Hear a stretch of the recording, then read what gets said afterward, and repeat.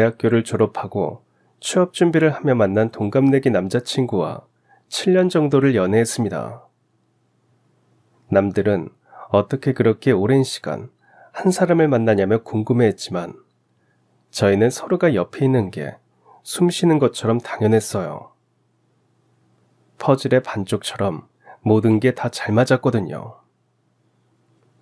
몇 년을 만나다 보니 거의 가족과도 다름이 없었습니다.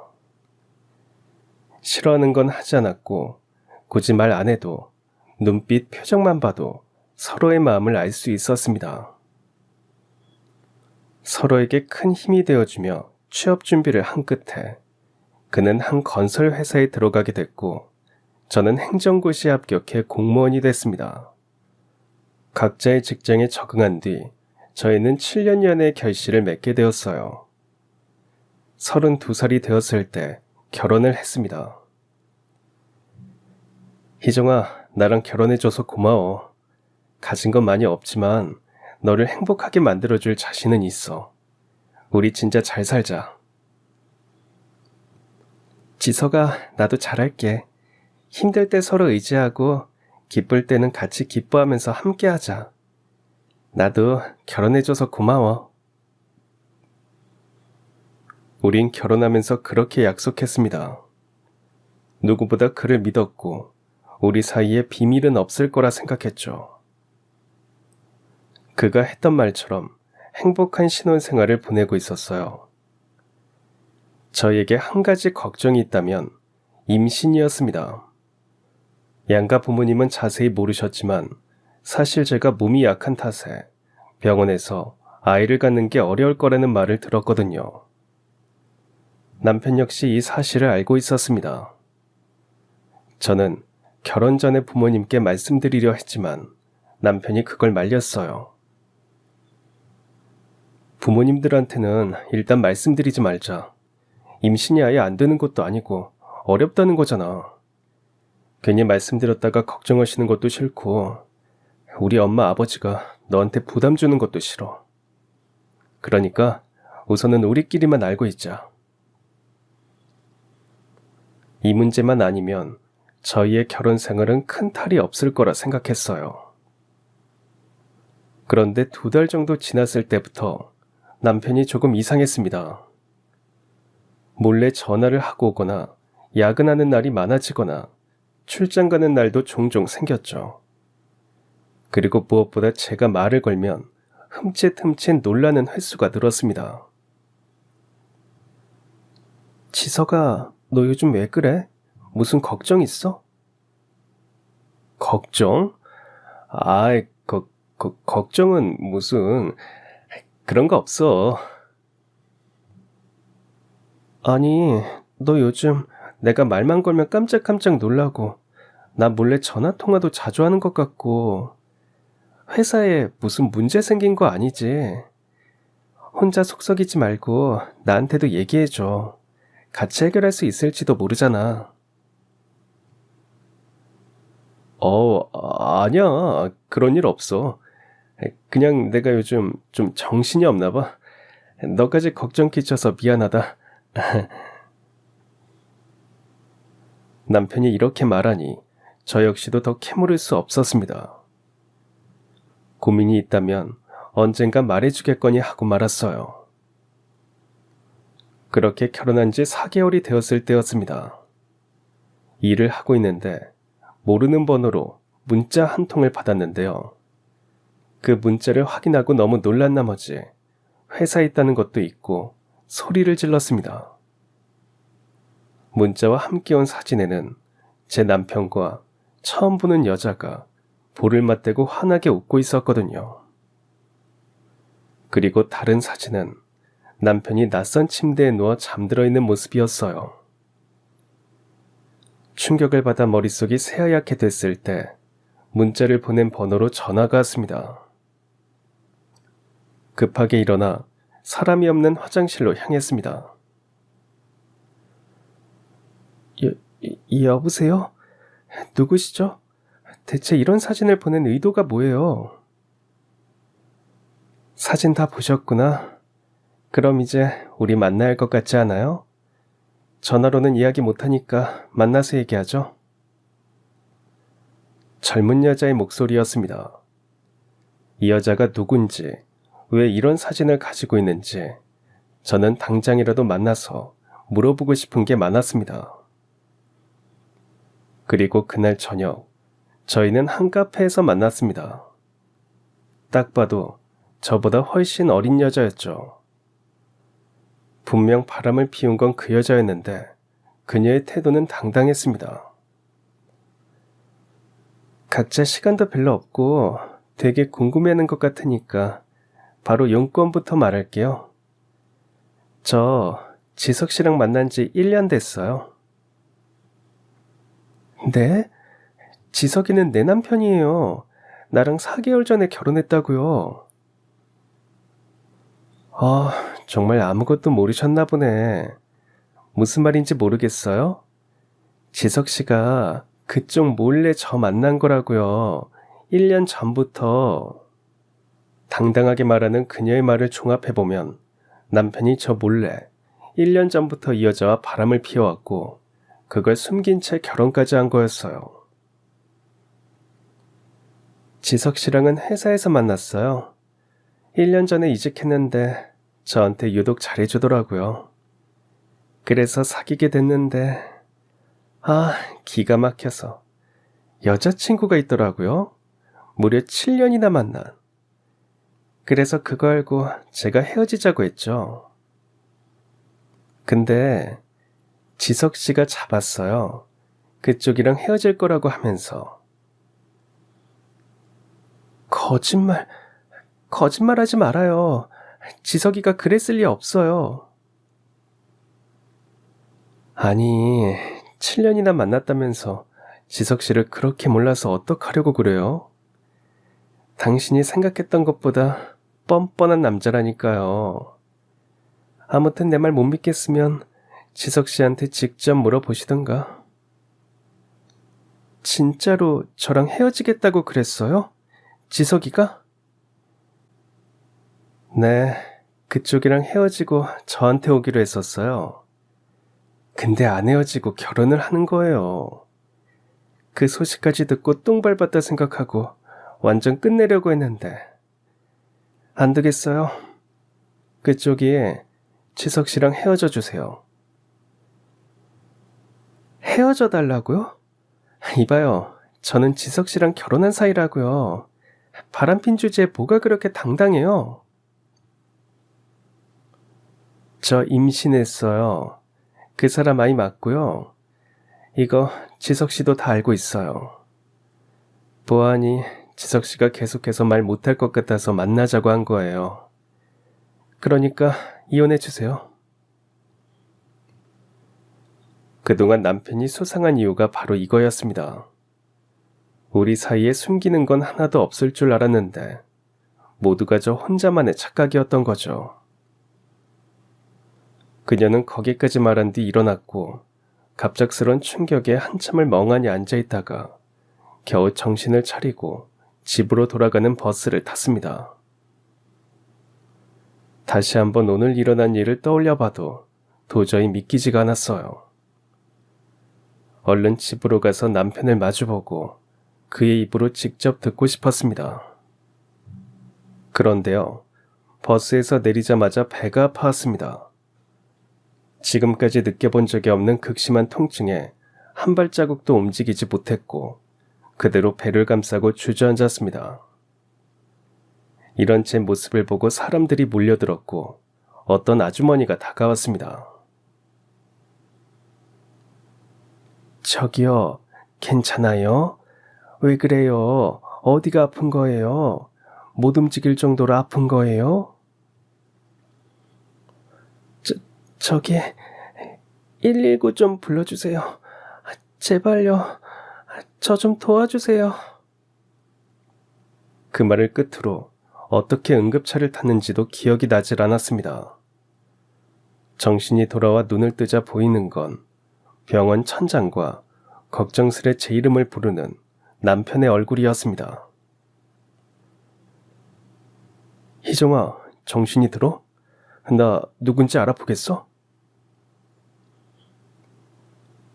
나 어떻게 된 거야? 얼마나 누워 있었던 거야? 그건 그렇고 집에 가자. 나 자기한테 물어보고 싶은 거 있어. 더 누워 있어. 너 지금 움직이면 안 돼. 희정아, 너 유산했어. 유산이라뇨. 임신한 적이 없는데 유산이라니. 남편이 무슨 말을 하고 있는 건지 이해가 가질 않았습니다. 임신 6주 차였다는데 너 진짜 아무것도 몰랐던 거야? 그동안 평소보다 피곤하다고만 생각했었지. 그게 설마 임신 증상이었을 줄은 전혀 몰랐습니다. 잠시 뒤 의사가 들어왔고 제 상태에 대해 자세하게 들을 수 있었습니다. 희정 씨 같은 경우에 임신이 어려웠던 건 사실입니다.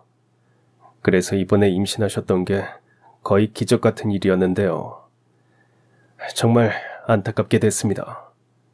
아마 앞으로는 자연 임신은 불가능하실 수도 있어요. 이 모든 게 제가 받은 충격 때문인 것 같았습니다. 그렇게 오랜 시간을 함께해온 남편이 날 배신한 것도 모자라 결혼한 지금까지도 다른 여자를 만나고 있는 데다 심지어 1년 넘게 나를 속여왔다는 게 치가 떨릴 정도였죠. 아이를 잃은 것도 다 남편 때문이라는 생각이 들었습니다. 병원을 나와 집으로 돌아오자마자 남편에게 제가 받았던 사진을 보여줬습니다. 당신 이거 뭐야? 이 사진 뭔지 당장 하나도 숨기지 말고 말해. 어디 해명이라도 해보라고. 그게 희정아, 미안하다. 너한테 정말 할 말이 없다. 할 말이 없어? 그럼 이게 다 사실이라는 거야? 네가 어떻게 이럴 수 있어? 네가 어떻게 나한테 이럴 수 있냐고. 다 너 때문이야. 뱃속에 아이를 잃은 것도, 내가 그딴 여자한테 그런 수모를 당한 것도 다 너 때문이라고. 희정아, 정말 미안해. 근데 희정아, 이런 상황에서 말하는 게 미안하긴 한데, 이왕 알게 된 거 그냥 얘기할게. 우리 이혼하자. 그 여자가 내 애를 가졌다고 하잖아. 책임져야지. 뭐? 이혼? 너 지금 나한테 그게 할 말이야? 나도 네 자식 방금 잃었어. 다른 것도 아닌 너랑 그 여자 때문에 내 애를 유산했다고. 희정아, 진정해. 너 그러다가 또 쓰러져. 나도 내가 나쁜 놈인 거 알아. 어떻게 하면 이 화가 풀릴까? 내가 무릎 꿇을까? 화가 풀릴 때까지 때릴래? 그러면 되겠어? 저는 집에서 단 한순간도 남편과 함께 있고 싶지 않았습니다. 짐을 싸서 친정으로 갔고 부모님께도 그간의 모든 일을 말씀드렸죠. 엄마는 제 말을 듣고 그 자리에서 쓰러지셨고요. 아버지는 화가 나서 바로 남편을 찾아가 크게 한판했습니다.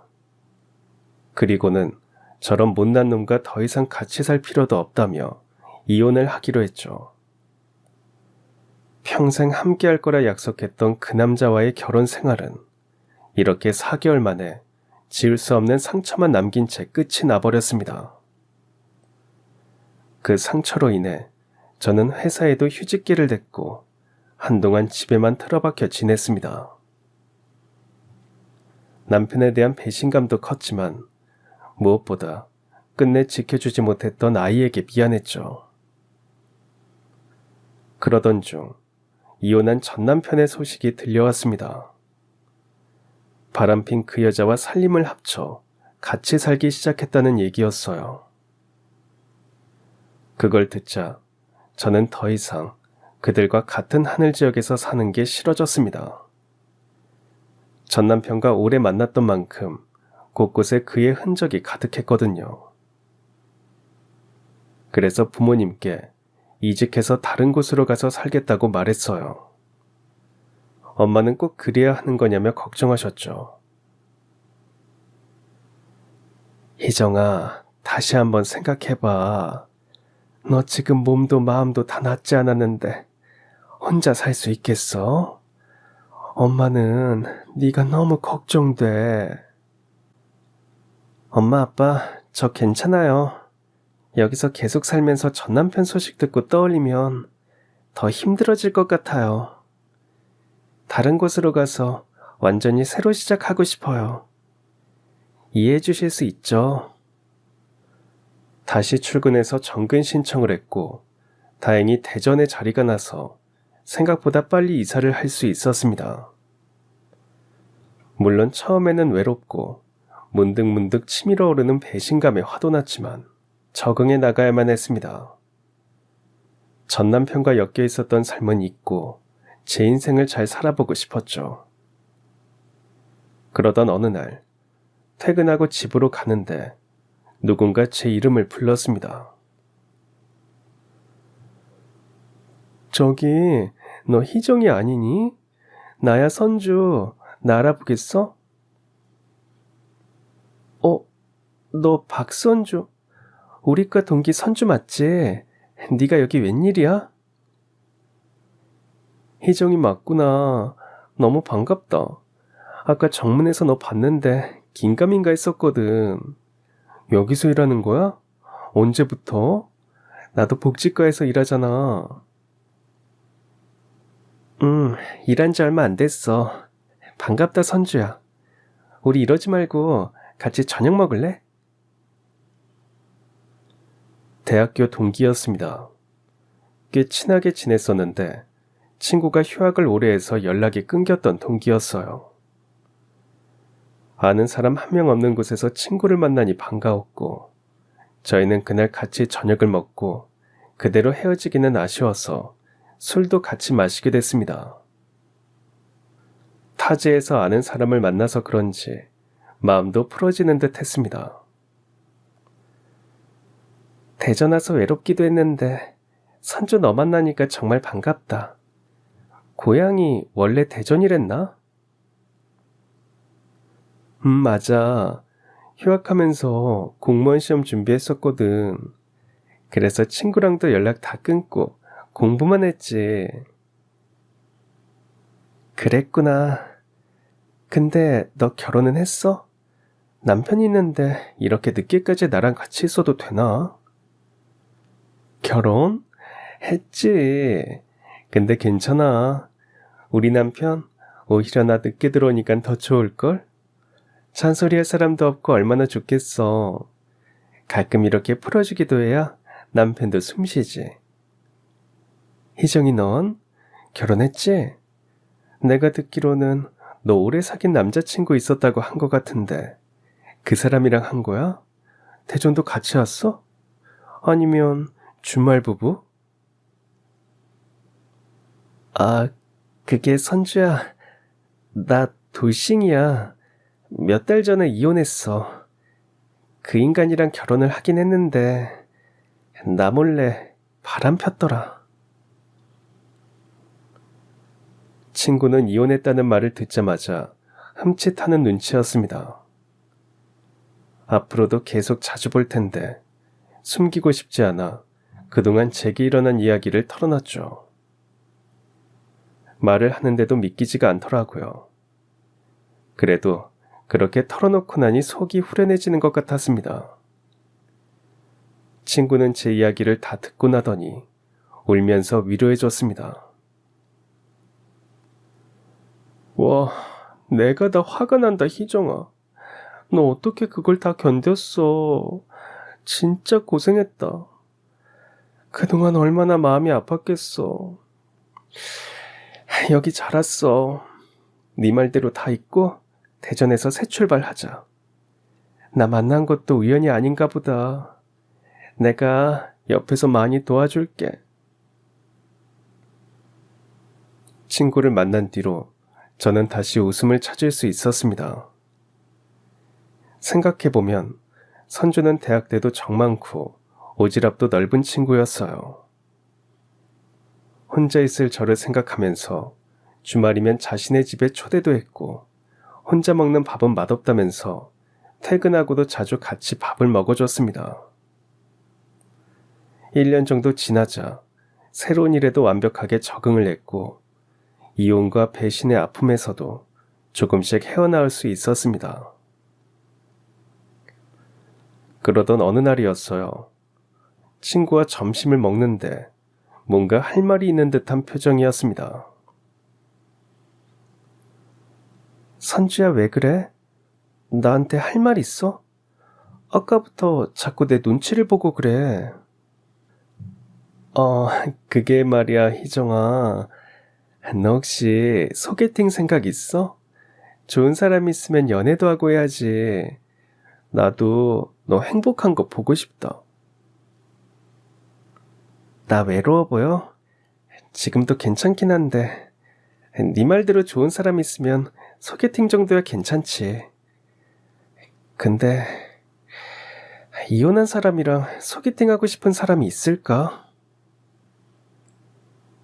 야, 요즘 이혼한 거 그거 흠도 아니야.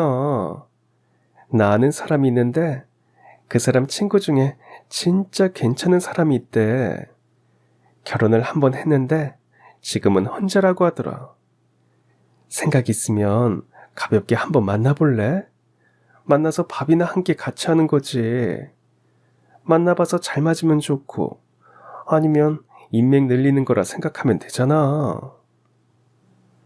한 번 결혼한 적 있는 사람이면 그래, 나도 마음은 더 편하지.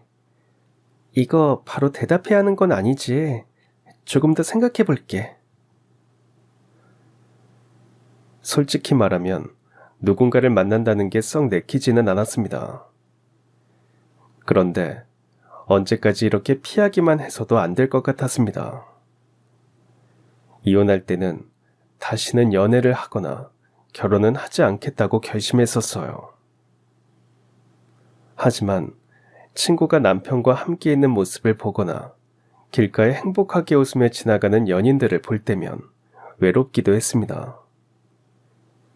그래서 저는 친구에게 소개팅을 해보겠다고 전했고 며칠 후 분위기 좋은 식당에서 그 사람을 만났습니다. 저 혹시 오늘 만나기로 한 김정은 씨 맞으세요? 늦어서 죄송해요. 이 앞에서 차가 조금 막혀서요. 많이 기다리셨죠? 강희종 씨. 반갑습니다. 저 원래 일찍 나와서 앉아있는 거 좋아하고요. 지나가는 사람들도 구경했습니다. 자, 여기 앉으세요. 주말이라 다들 나와서 차가 막히나 보네요. 오시는데 불편하셨겠어요. 그의 첫인상은 호감이었습니다. 웃는 표정도 밝았고 행동 하나하나에서 저를 배려해준다는 게 느껴졌어요. 그리고 특히 말하는 게 재밌었습니다. 이혼하고 웃음이 많이 사라졌던 제가 그의 말에 자주 웃고 있었어요. 같이 밥을 먹고 커피도 마시며 계속 이런저런 대화를 나누다 중요한 사실도 알게 됐죠. 그에게는 아들이 하나 있었습니다. 희정 씨 혹시 저한테 아들이 있다는 건 모르시고 나온 건가요? 네. 친구한테 결혼 한 번 하고 이혼하셨다는 얘기만 들었어요. 중간에서 뭔가 착오가 있었나 봅니다. 사실 저 초등학생 아들이 하나 있고요. 이혼은 아니고 사별했습니다. 다 알고 나오신 줄 알았네요. 갑자기 놀라셨겠어요. 이거 제가 다 죄송하네요. 아니에요. 정은 씨가 죄송할 일은 아니죠. 근데 솔직히 말하면 조금 당황스럽긴 하네요. 생각지도 못했던 이야기라서요. 그 남자는 헤어질 때 조심스럽게 다음에 한 번 더 만나고 싶다고 했습니다. 아이가 있는 사별남이라는 사실에 당황스럽기도 했지만 사람만 놓고 보면 마음에 들었습니다. 저 역시 이혼을 한 경험이 있었고요. 그래서 가끔 만나서 같이 밥 먹고 좋아하는 영화를 보러 다니는 정도로 지내면 서로에게 부담도 안 되고 좋을 것 같았어요. 그래서 다음에 만날 약속을 잡고 그날은 헤어졌습니다. 다음날 출근하자 친구는 소개팅 결과가 어떤지 궁금해하더라고요. 희정아 어때? 사람 괜찮았어? 잘 됐어? 좋은 분이더라. 근데 말이야, 아내랑 이혼한 게 아니고 사별했대. 11살 된 아들도 한 명 있던데 너도 몰랐어? 뭐? 아들이 있어? 나도 몰랐지. 아는 사람한테 소개받은 거라 중간에 뭔가 착오가 있었나 보다. 미안해 이정아. 놀랐지. 내가 주선자한테 말해서 너한테도 사과하라고 할게. 아니야. 나 진짜 괜찮아. 나도 이혼녀인데 그분한테 불평할 처지도 아니잖아. 그니까 사과 같은 거 안 해도 돼. 친구가 그렇게 말하는데도 그 남자를 떠올릴 때 기분이 상하거나 싫지 않았습니다. 오히려 그와 만날 날이 기다려졌어요. 하루 이틀, 일주일에 두세 번 그와 만나는 날이 늘어갔습니다. 저보다 4살 많은 사람이라 그런지 자상하고 다정한 면이 좋았어요. 전 남편에게서는 느낄 수 없던 감정이었죠. 점점 깊은 사이가 되어가고 있을 때 그동안 궁금했던 걸 물어봤습니다. 정은 씨, 나 궁금한 게 하나 있는데 아이 엄마는 어떻게 하다 돌아가신 거예요? 혹시 괜찮으면 말해줄 수 있어요?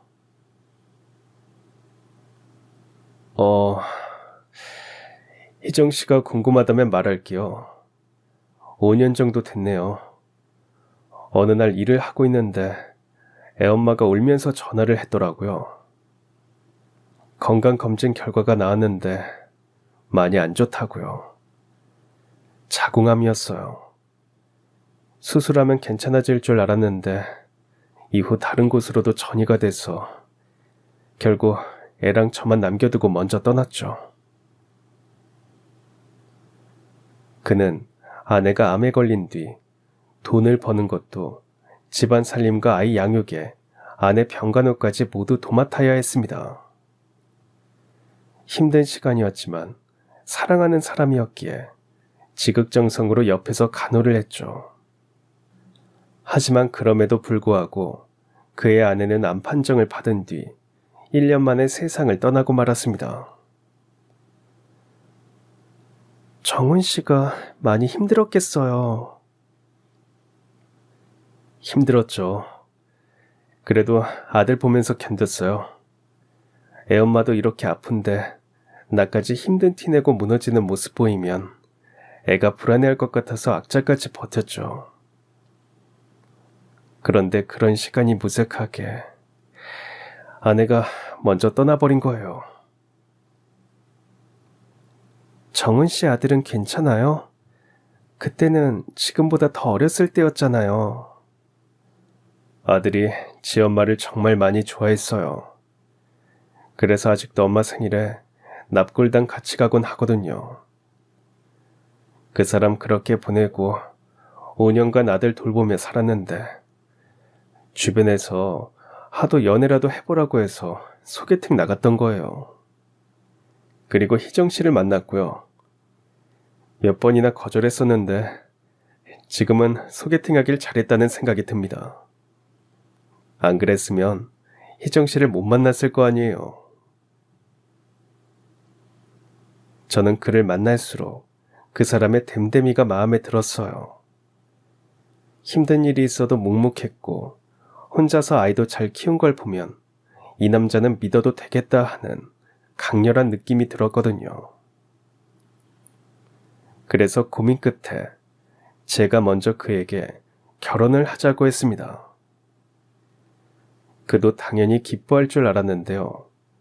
그의 반응은 제 예상과는 달랐습니다.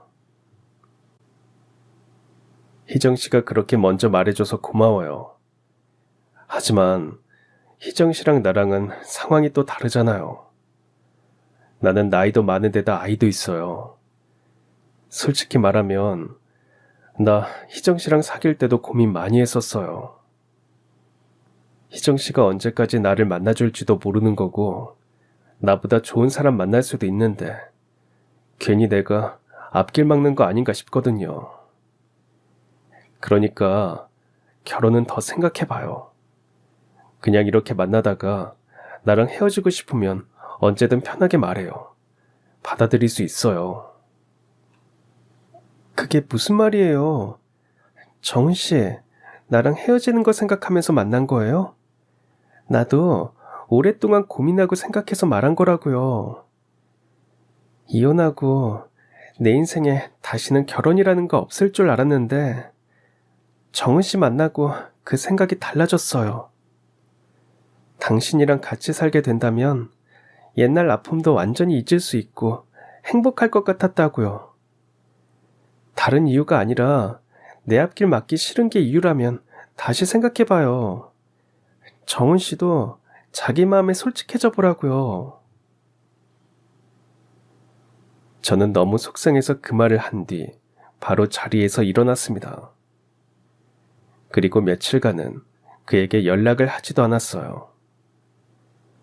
정은 씨를 일부러 피한 지 일주일 정도 됐을 때 집 앞으로 그가 찾아왔습니다.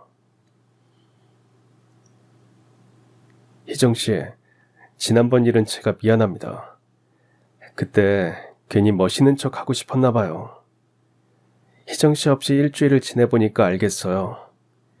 희정 씨 없이는 안 될 것 같아요. 너무 외롭고 보고 싶었습니다. 거봐요. 내가 뭘 했어요. 일주일도 이런데 나랑 헤어지고는 못 살겠죠? 아무래도 그럴 것 같아요. 희정 씨 말대로 우리 결혼합시다. 나랑 결혼해줘요. 그는 결국 제 진심을 받아들였고 얼마 안 가 저희는 결혼을 약속했습니다. 그리고 허락을 맡으러 부모님을 찾아뵙기로 했죠.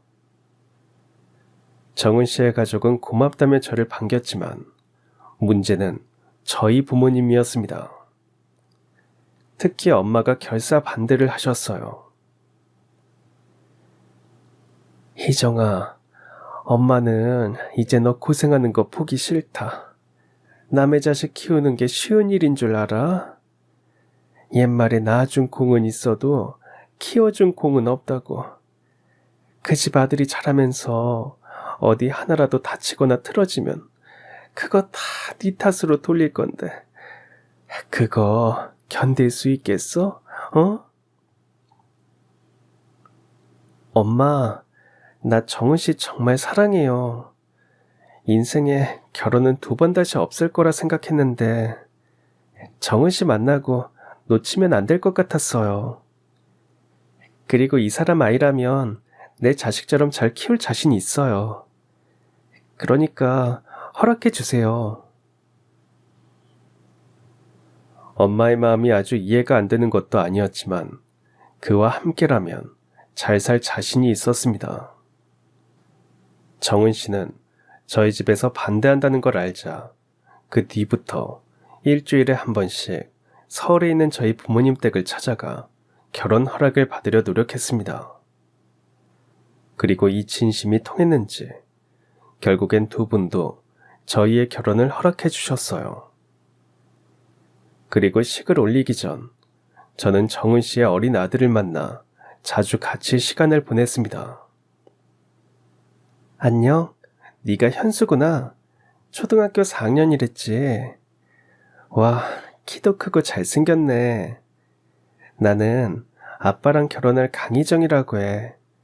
우리 앞으로 잘 지내보자. 먼저 손을 내밀었는데도 그의 아들은 아빠 뒤에 숨어 나오려고 하지 않았습니다. 현수야, 왜 그래? 아줌마가 너무 예뻐서 부끄러워서 그래? 원래 이런 애가 아닌데 왜 이러지? 괜찮아요. 뭐 아직 부끄러워서 그런가 보죠. 앞으로 자주 볼 텐데 점점 친해지면 되죠. 현수야, 다음에 아줌마 만나면 그때는 목소리 많이 들려줘. 알겠지? 그의 아들은 또래에 비해 차분하고 똑똑해 보였어요. 그리고 김현수라고 이름을 알려준 것 외에는 저와 말을 많이 섞지는 않았습니다. 아무래도 갑자기 나타난 아빠의 애인에게 마음을 여는 일이 쉽진 않았겠죠. 저 역시 이 아이와 잘 지낼 수 있을지 걱정이었지만 막상 만나고 나니 사랑하는 사람의 아들이라 그런지 잘해주고 싶은 생각만 들었습니다. 그리고 제가 이제 아이를 낳을 수 없으니 현수를 친아들로 생각하며 키우기로 마음먹었습니다. 첫 만남 이후로 그와 만날 때마다 아들도 같이 낳았고 결혼식을 한 달 정도 앞뒀을 때는 셋이서 남편의 전 아내가 안치되어 있는 납골당을 찾아갔습니다. 유달리 꽃을 좋아했다는 말이 생각나 근처에 있는 꽃가게에서 신경 써서 꽃 한 다발도 샀어요. 희정씨, 먼저 이렇게 애엄마한테 가자고 해줘서 고마워. 현수 엄마도 분명 좋아할 거야. 고맙다고 하지 마요. 당연한 일이잖아요. 앞으로 기일 때도 같이 와요. 저는 전 아내의 사진을 보며 약속했습니다. 안녕하세요. 저는 정은 씨랑 결혼하게 된 강희정이라고 해요. 서로 만난 적은 없지만 제가 앞으로 정은 씨한테도 현수한테도 잘할게요. 하늘에서도 저희 결혼 축하해 주실 거죠? 현수도 제 아들처럼 잘 키울게요. 그렇게 말하고 아들의 얼굴을 봤는데 입을 꾹 다물고 속을 알 수 없는 표정을 하고 있었습니다. 이내 저는 결혼식을 올렸고 살던 집을 정리해 그의 아파트로 들어갔어요. 시간이 조금 흘렀으니 그의 아들도 저한테 익숙해졌으리라 생각했지만 현수는 여전히 저를 반기지 않는 눈치였습니다. 그래도 제가 신경 쓰고 꾸준히 먼저 다가간다면 제 마음이 충분히 전해질 수 있을 거라 생각했어요. 하지만 그건 제 착각이자 욕심이었습니다. 정은 씨와의 결혼 생활은 안정적이고 행복했습니다. 엄청나게 풍족하지는 않았지만 부족하지도 않았어요. 그리고 무엇보다 남편과 대화를 하는 게 즐거웠습니다. 집에는 항상 웃음꽃이 피었죠. 걸리는 게 있다면 아들 현수였습니다. 재혼한 지 1년이 되도록 아직도 저를 불편해했고 눈을 마주치지 않았고 심지어 같이 밥 먹는 것도 불편해했어요. 항상 죽은 자신의 친엄마를 그리워하는 듯 보였습니다. 친엄마의 사진을 애틋하게 바라보는 걸 몇 번이나 목격하기도 했었죠. 대체 뭐가 부족해서 애가 저러는 건지 알 수가 없어 답답하기만 했습니다. 불만이 뭔지 물어보고 싶어도 저랑은 대화를 안 하려고 하니 방법이 없었죠. 여보, 현수 나오라고 해요. 같이 밥 먹게. 김현수, 밥 먹자. 엄마가 너 좋아하는 불고기 해주셨어. 하지만 아들은 방 안에서 나올 생각을 안 했습니다. 그러자 남편이 직접 아들의 방문을 열고 말을 했죠. 너 밥 안 먹을 거야? 왜 안 나와? 엄마가 고생해서 식사 준비했는데 다 같이 먹어야지. 저 지금 밥 생각 없어요. 아줌마한테는 나중에 먹겠다고 해주세요. 뭐? 아줌마? 현수야, 아줌마가 아니라 엄마야, 엄마. 아빠가 몇 번이나 말했잖니. 근데 왜 아직도 아줌마야? 너 정말 아빠 속상하게 왜 이러는 거야? 밥은 왜 또 지금 안 먹으려고 하는 건데? 생각 없어요. 아줌마랑 같이 밥 먹기 싫어요. 뭐? 너 그게 무슨 태도야? 진짜 아빠한테 혼나볼래? 남편은 변하지 않고 계속 저를 냉랭하게 대하는 아들을 혼내려 하는 것 같았습니다. 하지만 저 때문에 남편과 아들의 사이가 나빠지는 건 원치 않았어요. 그래서 남편을 말렸습니다. 여보, 나 괜찮아요. 현수가 아직 배가 안 고픈가 본데 이따가 먹으라고 합시다. 현수야, 아줌마가 너 밥 따로 차려둘 테니까 배고프면 꼭 먹어. 여보, 가요. 밥 먹어요. 남편의 팔을 잡고 다시 부엌으로 돌아와 식탁 앞에 앉았습니다. 그이는 제게 미안한 표정으로 말했죠. 현수제가 벌써 사춘기가 왔나. 어째 요즘은 말을 더 안 듣는 것 같아. 당신도 현수한테 서운한 거 많지? 내가 대신 사과할게. 사과 안 해도 돼요. 천천히 친해지면 되는 거죠. 현수가 친엄마를 많이 좋아했다면서요. 내가 더 노력해 볼게요. 당신한테는 진짜 미안하고 고마워. 내가 더 잘할게. 솔직히 새아들의 그런 태도가 서운하지 않았다면 거짓말이겠죠. 하지만 남편에게도 티를 낼 수는 없었습니다. 중간에서 얼마나 속상해할지 안 봐도 뻔했으니까요. 이런 제 속마음을 털어놓을 수 있는 건 친정엄마밖에 없었어요. 엄마, 현수가 아직도 나를 가족으로 안 받아주는 것 같아요. 여전히 나한테 말도 잘 안 하고 그러네. 나 있으면 밥도 잘 안 먹으려고 해서 어제는 남편이 혼낼 뻔한 거 간신히 말렸어요.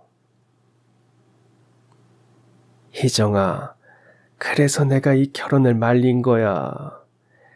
근데 어쩌겠어. 네가 좋다고 선택한 건데. 봐라, 너 결혼한다고 했을 때 너도 내 말 안 들었잖니.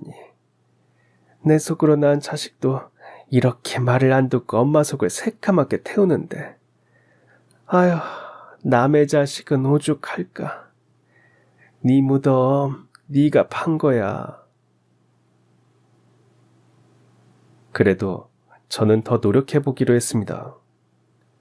원하는 대로 해주고 좋아하는 걸 사주면 언젠가는 현수 역시 마음을 열 거라 생각했어요. 그러던 어느 일요일이었습니다. 남편은 새벽부터 등산 약속이 있어서 나갔고 저 역시 아침 운동을 하고 돌아왔는데요. 일찍부터 아들이 보이지 않았습니다. 주말이면 가끔 근처 사는 친구의 집에 가서 놀고 오는 날이 있었기에 그날도 그런 줄 알았죠. 그래서 저는 오랜만에 혼자만의 자유시간을 만끽했습니다. 친구인 선주를 불러 같이 점심을 먹었어요. 선주야, 나 요즘 고민이 하나 있는데. 안 봐도 뻔해. 너 그 새아들 때문에 그러는 거지? 어떻게 알았어? 애가 나는 쳐다도 안 보고 말도 안 섞으려고 해. 벌써 1년이 넘었는데 어떻게 해야 할지 모르겠다.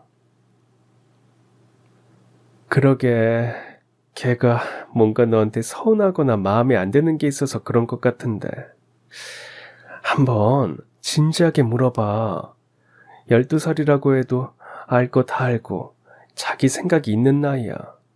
우리 딸도 그래. 그것도 나랑 말을 하려고 해야 대화를 하는 거지. 진짜 답답해. 남편한테 말하면 상황이 더 안 좋아질 것 같아서 이야기도 못 꺼내겠어.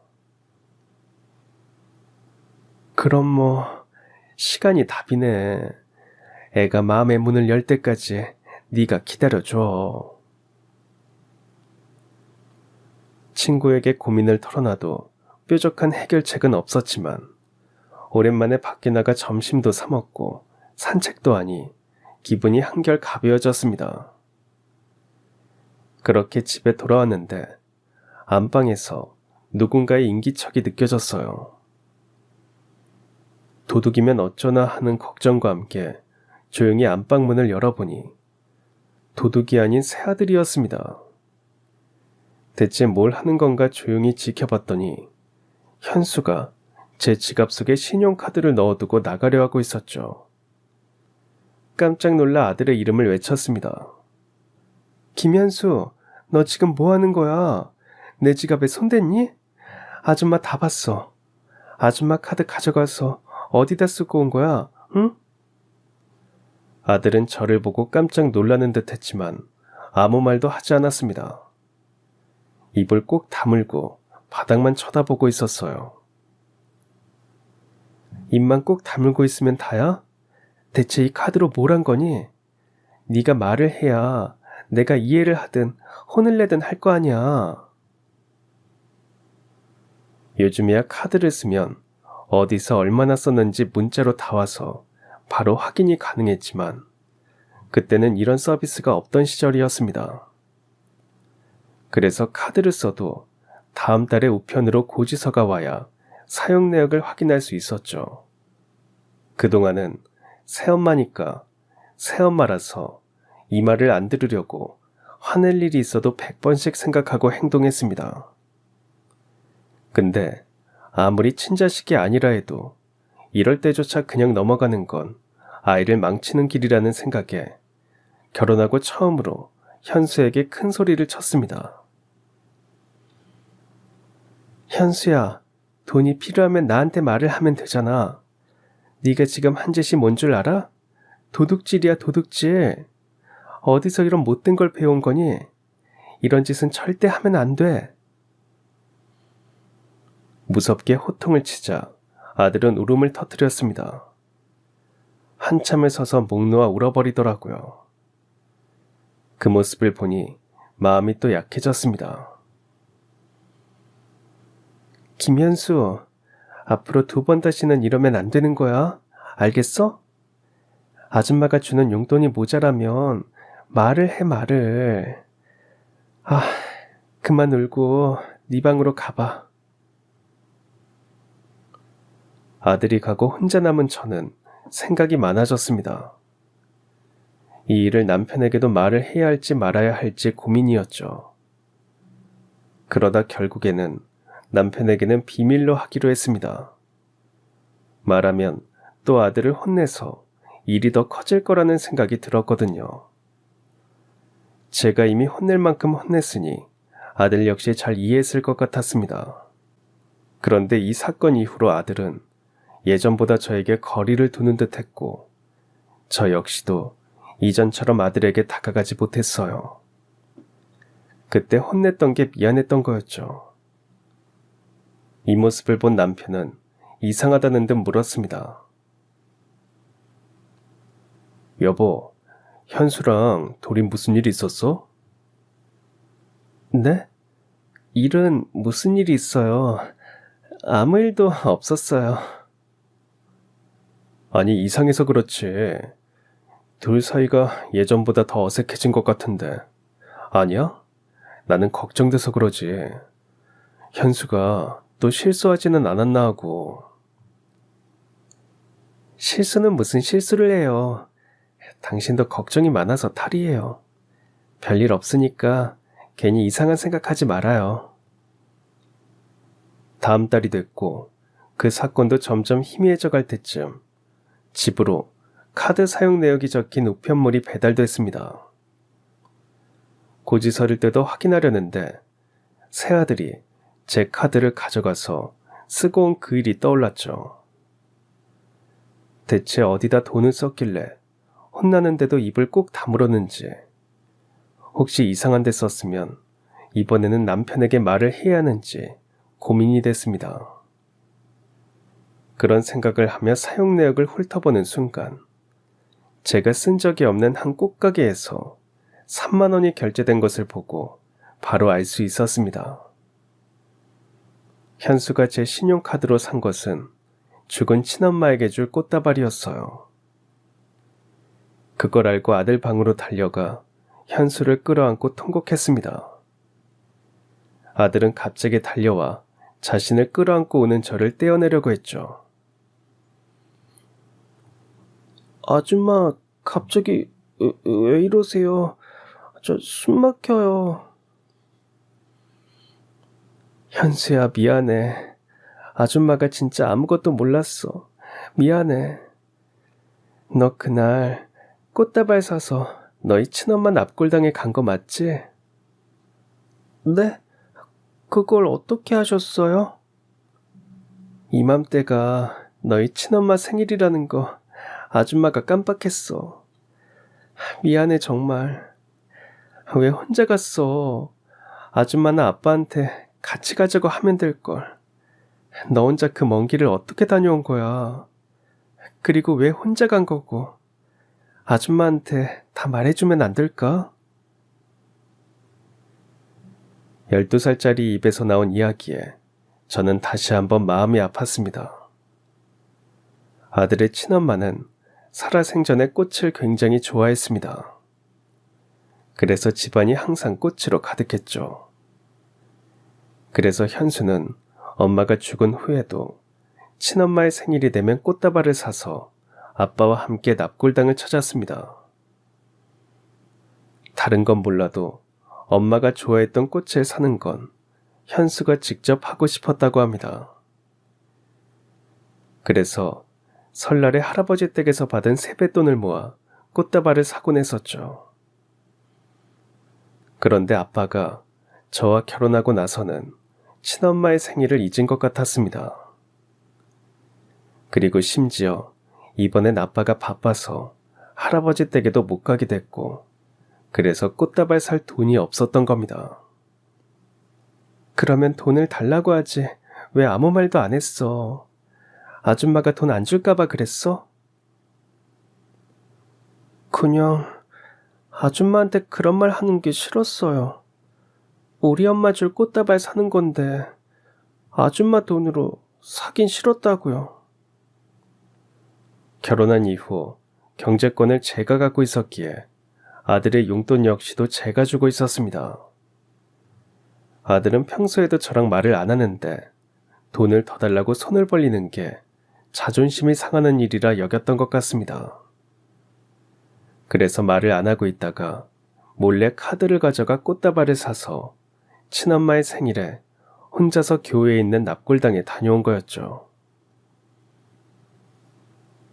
근데 현수야, 너 그 먼 납골당까지는 어떻게 간 거야? 안 무서웠어? 예전에 아빠랑 버스 타고 갔다 온 적이 있어요. 혹시 몰라서 그때 다 외워놨어요. 버스 번호랑 정류장이랑. 잊어버릴까봐 공책에 따로 적어두기도 했고요. 버스비는 용돈 받은 걸로 썼는데 꽃다발은 비싸서 못 사니까 그래서 그랬던 거예요. 카드 몰래 가져간 건 제가 잘못했는데요. 저 진짜 이상한 데 쓰지는 않았어요. 그 말을 듣고 저는 아들을 한 번 더 꼭 안아줬습니다. 잠시라도 현수가 이상한 곳에 돈을 쓴 게 아닐까 하고 의심했던 게 너무 미안했죠. 그리고 얼마나 친엄마가 그리웠으면 12살짜리가 혼자서 버스를 탈 생각까지 했을지 속도 상했습니다. 아들은 그동안 말을 안 해서 그렇지 이렇게 한번 입을 여니까 말 안 하고 담아두기만 했던 속마음을 다 털어놓더라고요. 아빠가 엄마도 다 잊어버리고 아줌마랑 너무 행복해 보였어요. 아줌마랑 지내면서 우리 엄마는 이 집에서 점점 사라지는 것 같았다고요. 아빠가 엄마 생일도 잊어버리고 그러다 나도 잊어버리지는 않을까 걱정되기도 했고요. 이 집에서 내가 낄 자리가 없어 보여서 그게 너무 속상했어요. 그리고 아줌마가 우리 엄마 자리를 뺏은 것 같아서 미웠어요. 아들의 솔직한 고백을 듣고 나니 마음이 아팠습니다. 제 딴에는 노력한다고 했지만 아이에게는 그 마음이 전해지지 않은 것 같았어요. 현수야, 아줌마가 미안해. 아줌마는 결혼은 한번 했었지만 아이를 키워본 적은 없거든. 그래서 서툴고 네 마음도 눈치채지 못했었나 봐. 아줌마가 앞으로 더 신경 쓸게. 그러니까 현수 너도 하고 싶은 말이 있을 땐 속에 담아두지만 말고 이렇게 같이 대화를 하자. 그리고 엄마가 보고 싶으면 언제든지 나한테 말해. 그러면 아줌마가 같이 납골당에도 가줄게. 자, 약속. 제 말에 아들은 다시 한번 눈물이 터졌고 저는 아들을 품에 꼭 안아줬습니다. 퇴근하고 집에 들어온 남편이 이 모습을 보고야 말았죠. 대체 자신이 없는 사이에 무슨 일이 있었던 거냐며 묻기에 현수가 제 카드를 가져가 썼던 날부터 있었던 일을 빠짐없이 말해주었습니다. 나는 그런 줄도 모르고 속으로 애가 사춘기가 와서 저러나 싶었어. 당신한테 함부로 대하는 것 같아서 혼낼 생각만 했었고. 다 내 잘못이야. 이게 무슨 당신 잘못이에요. 우리가 서로 대화가 너무 없었던 거예요. 아니, 다 내 잘못이야. 내가 그동안 현수한테 너무 무심했어. 아직 어린아이인데 또래보다 철들었다고 해서 다 큰 게 아닌데 말이지. 나도 우리 현수한테 정식으로 사과할게. 그날 저희 셋인 거실에 모여 결혼하고 처음으로 대화다운 대화를 나눴습니다. 그리고는 결국 셋 다 눈물이 터져 서로를 끌어안은 채 한참을 울었어요. 그래도 그렇게 터뜨리고 나니 한동안 가슴을 답답하게 눌렀던 걱정과 고민들이 사라져 한결 가벼워진 기분이었습니다. 이 일로 저희는 더 단단해졌고 이제야 비로소 진짜 가족이 된 듯한 느낌이 들었어요. 그리고 다음날 아침 다 같이 모여 식사를 했고 아들은 밥을 다 먹고 일어서며 말했습니다. 잘 먹었습니다. 엄마. 결혼한 지 1년이 넘었을 때 드디어 처음으로 현수에게 엄마라는 말을 들었습니다. 제 귀로 직접 들었는데도 믿기지 않았어요. 여보, 지금 현수가 나한테 엄마라고 한 거 맞죠? 그쵸? 그럼 여기 현수 엄마가 당신 말고 더 있어? 이제 당신 진짜로 엄마 됐나 보네. 축하해. 근데 그렇게 기분이 좋아? 그럼요. 나 오늘 기념일로 정해둘 거예요. 한 번이 어렵지 그 뒤부터는 현수 역시 저한테 엄마라고 부르는 게 어색하지 않은 모양이었습니다. 첫 번째 결혼 생활을 했을 때 아이를 잃고 병원에서 앞으로는 임신이 불가능할지도 모른다는 말을 들었었죠. 그래서 앞으로 엄마라는 말은 평생 못 듣고 살 줄 알았는데 그렇게 불러줄 아들이 생긴 게 정말 기뻤습니다. 엄마라는 말이 이렇게 듣기 좋은 말인 줄 그때야 깨달았어요. 이후 오랜 시간이 흘렀고 12살이었던 현수는 어느덧 건장한 청년이 되어 엄마인 책에 듬직한 아들 노릇을 톡톡히 하고 있습니다. 그리고 얼마 전에는 자신이 결혼하고 싶은 사람이라며 한 여자를 소개시켜주기도 했습니다. 예비 며느리는 저를 보자마자 이런 말을 했어요. 어머니, 현수 씨랑 만나면서 얼마나 어머니 이야기를 많이 들었는지 몰라요. 그래서 그런지 오늘 어머니 처음 뵌 건데도 너무 친숙한 거 있죠? 우리 현수가 내 이야기를 자주 했어? 집에서는 무뚝뚝해서 말도 잘 안 하거든. 말도 마세요. 데이트하다가 맛있는 음식 먹으면 이거 우리 엄마가 좋아할 것 같다면서 싸달라고 하고요. 멋진 풍경 보면은 엄마 보여준다고 사진 찍고요. 나중에 엄마랑 같이 와야겠다고 한다니까요. 저는 그래서 처음에는 마마보이인 줄 알았어요. 그래? 그럼 그동안 나한테 사다 준 음식 같은 게 다 그런 거였구나. 나는 현수가 여자친구가 나 먹으라고 챙겨줬다고 하길래 그런 줄만 알았지. 아유, 우리 현수가 아직도 부끄러움이 많네. 이 말을 들은 현수는 당황했는지 옆에서 얼굴이 새빨개진 채로 앉아 있었습니다. 아직도 제 눈에는 12살 꼬마 같은데 언제 이렇게 컸는지 시간이 너무 빠르다는 생각이 들었습니다.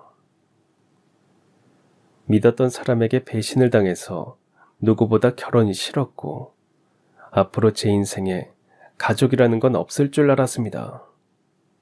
매 순간이 힘든 날도 있었죠. 하지만 결국에는 곁에 있는 사람들 덕에 이겨낼 수 있었습니다. 저를 아껴주고 사랑해주는 남편, 친엄마처럼 대해주는 아들. 그렇게 반대했지만 결국엔 제 뜻을 존중해주고 이제는 누구보다 손자인 현수를 예뻐해주시는 친정 부모님. 그리고 언제나 따뜻하게 대해주는 시댁 식구들. 이런 가족이 있기에 모든 걸 그만두고 싶다가도 다시 돌아보게 하고 살게 하는 것 같아요. 평범하지 않아서 힘들게 보낸 시간만큼 앞으로는 좋은 날만 있을 거라 생각합니다. 앞으로도 분명 어려운 날들이 오겠죠. 그래도 이제는 그런 순간이 두렵지 않습니다. 제 옆에는 남편과 아들이 있고 우리 세 식구가 함께 한다면 어떤 일이든 잘 극복할 수 있을 겁니다. 그리고 지금보다 더 나이가 들었을 때 남편과 손잡고 공원 산책을 하면서 힘들었던 시절을 웃으면서 추억할 수 있길 바라봅니다. 그럼 지금까지 사연 들어주셔서 감사합니다. 사연이 재밌으셨다면 구독과 좋아요 부탁드려요. 감사합니다. 안녕히 계세요.